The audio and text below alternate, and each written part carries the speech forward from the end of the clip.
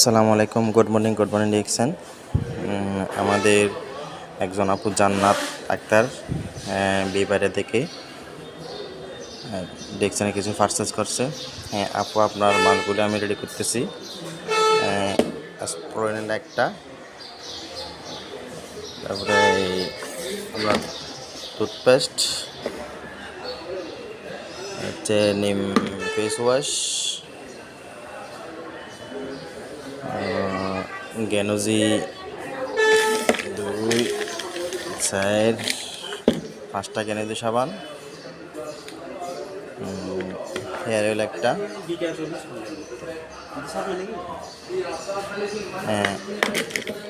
আরজি powder একটা,